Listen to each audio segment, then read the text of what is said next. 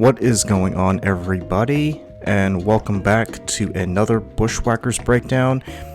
Today we are going to take a look at episode 2, Lee Loves TV. Alright, so let's dive in, and remember to like, comment, subscribe, and please share this video with all your associates, friends, family, co-workers, even frenemies. Get the word out, helps the channel grow. Thank you so much. So, a brief synopsis. Lee drags Luca and JJ to a big box store where he needs to buy a TV, and he finds this one particular TV that he's really excited about, the Xenos. So, he takes the Xenos home and is having a bit of a moment and decides that Luca and JJ really shouldn't be there. So, he sends them off to do whatever. He reads the instructions and he presses a button, and he suddenly finds himself in some sort of other dimension, looking out into our world.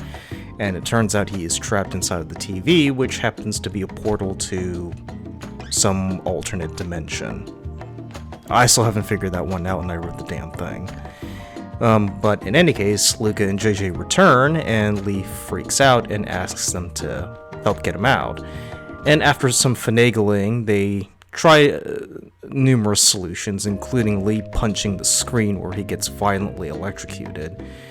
And with no other option in mind, they decide to regroup, but not before knocking the TV over and sending Lee into the screen where he gets severely injured. And Luca and JJ take that as their cue to get the hell out of Dodge. So that's just the basic summary of what happens in that episode.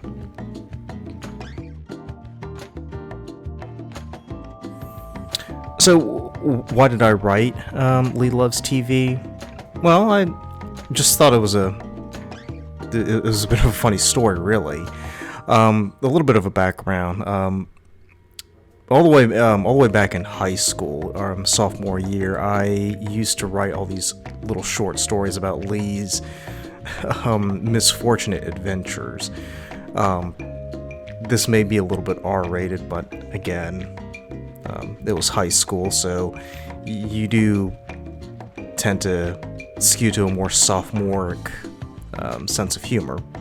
Pardon the pun, but one of the stories that I wrote back in high school involved Lee getting drunk, going outside, and urinating in a wall, and it's so cold that his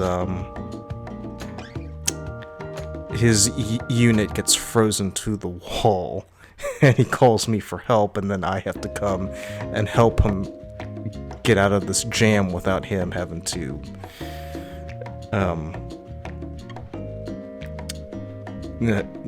losing his tallywhackle, shall we say. I won't go any further than that, but it's a very interesting story, and I still have the book with me. I'm not entirely sure if I want to read that out, but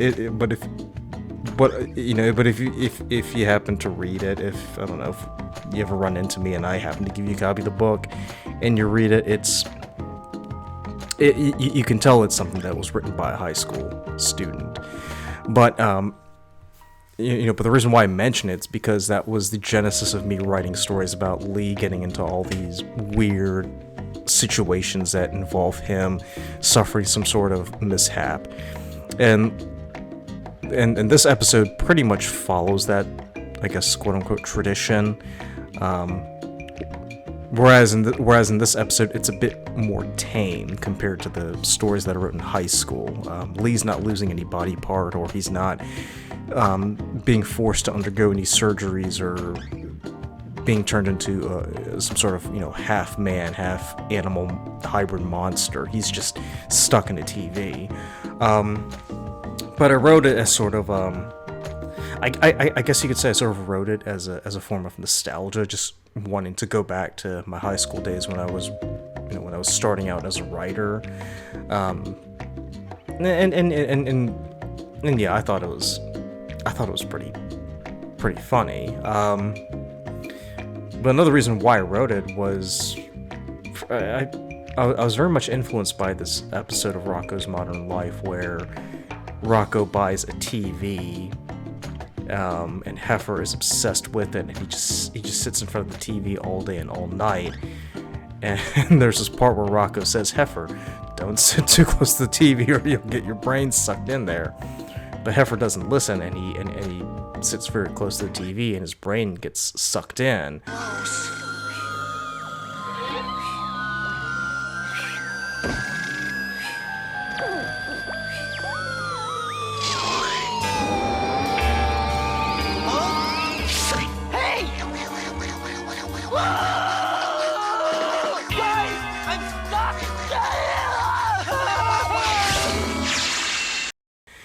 And when Rocko and Filbert go downstairs in the morning, they find out that Heifer is a brainless moron. Sitting so close. Come on, buddy. Let's go get some breakfast. Go to the Petunia at once, Corn Cob. Heifer? Makes a great meat substitute for undershorts. Filbert! I warned him about sitting too close. What's happened? I've seen this before.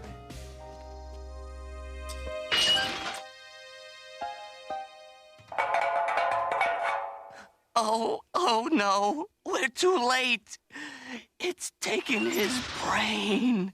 But anybody who's watched Rocko's Modern Life will know that Heifer is a brainless moron to begin with.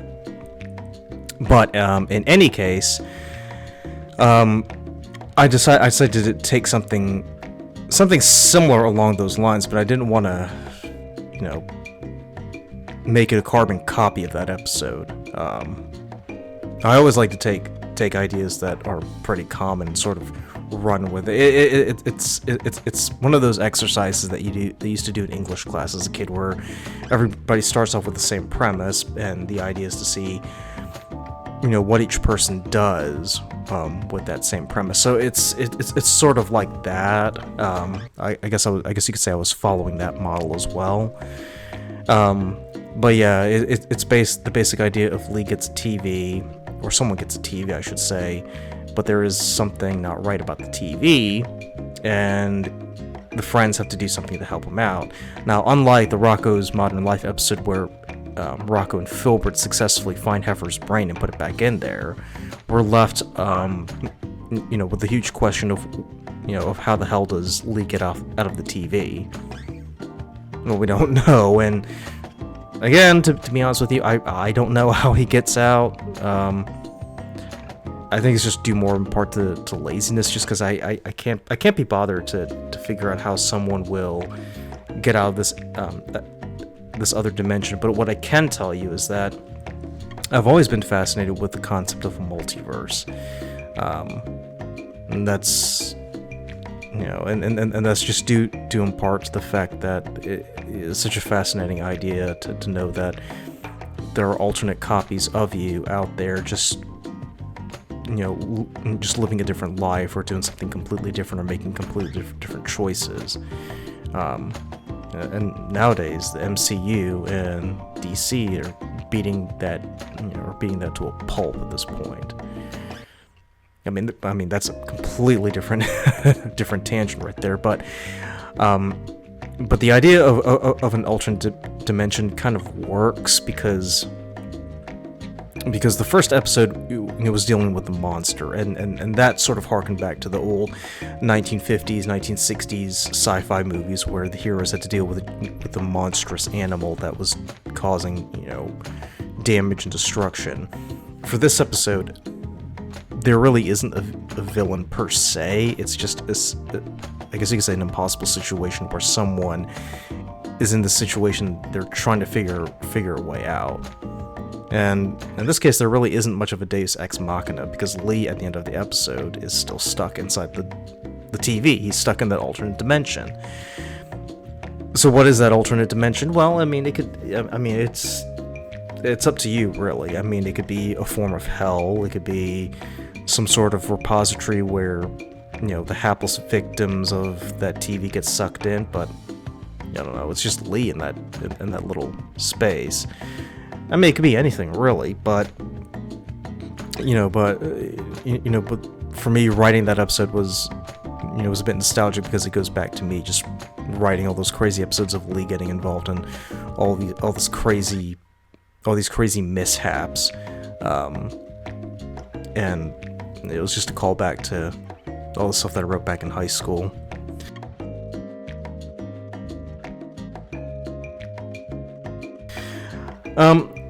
I sort of consider this a bottle episode, just because it pretty much just takes place in one spot for the most part, Lee's apartment. Now, granted, someone can come along and say, oh, well, the alternate dimension technically isn't in Lee's apartment, but I would argue and say, no, the TV is in Lee's apartment, and Lee is technically in his apartment. He's just in another dimension inside the TV that is physically situated in the apartment, and that just can, I don't know, that can. I mean, that's a discussion that can go on all day, but for all intents and purposes, I would consider that a bottle episode because there really isn't much going on. And personally, I like bottle episodes because it's simplistic, but it's also challenging at the same time. It's taking a situation that's located in one spot with a minimal number of characters and working with it. And surprisingly, a lot of great episodes, in TV history have been bottle episodes. I mean, gosh, there are a lot of. I mean, I'm a Star Trek fan, so there are a lot of Star Trek episodes that are bottle episodes. I think there was one Family Guy episode where Brian and Stewie are locked in a bank vault. I think that's. I'm not a Family Guy. I'm not a fan of Family Guy by any means, but that's one of my favorite episodes, really.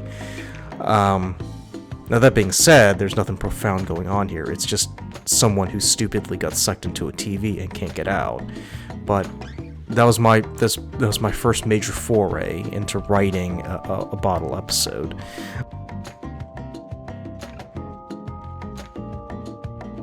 I've also been fascinated with the minimal use of characters, really, because for the most part it's just three people, just the Bushwackers. And I think it's just fascinating when you have a minimum number of characters just trying to work out how did someone get into the situation, how could we get them out.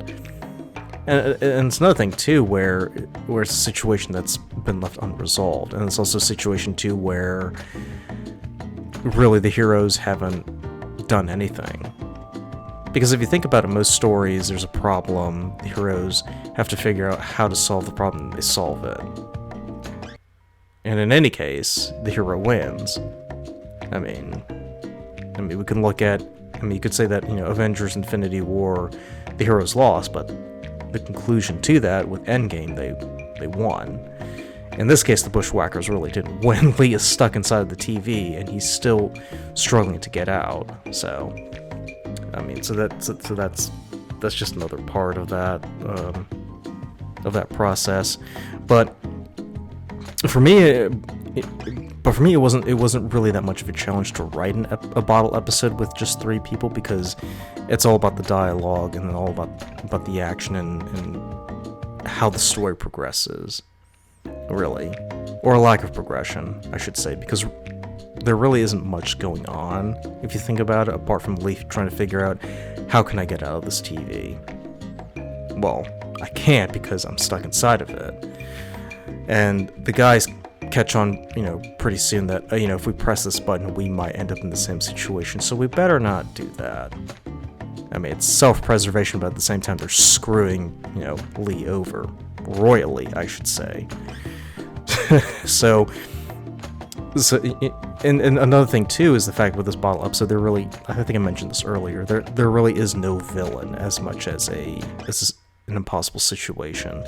And it's a bit liberating for me as well, because because it gives you more freedom, it liberates you. It doesn't, you're not just wedded to the idea of the villain or monster of the week. And it can be a challenge because it does require, a lot of thought and skill to pull it off. But again, I wrote it because it was something different that I wanted to try, and I thought, even if it's not good, even if it's not one of the best, I'm glad I had a go at it. So.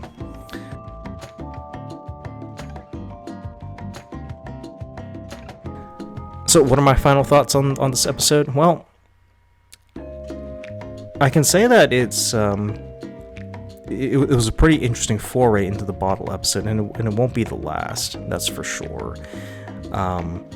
It also just tackling the concept of not having, a true villain per se, but just an impossible situation. I thought that was a pretty good thing to work with. I know I'm not giving much to work with here, but but when it came to writing it, the script length wasn't very long. I think it was just only 5 or 6 pages, and it's a very short episode. And sometimes and sometimes when you do have a season full of different episodes and different situations, it is kind of good to have an episode where nothing really happens, but it's not filler either. Something interesting is going on. So that's my breakdown of Lee Loves TV. If you have any thoughts or questions, please feel free to put them down in the comments below, and I will get back to you as soon as I can.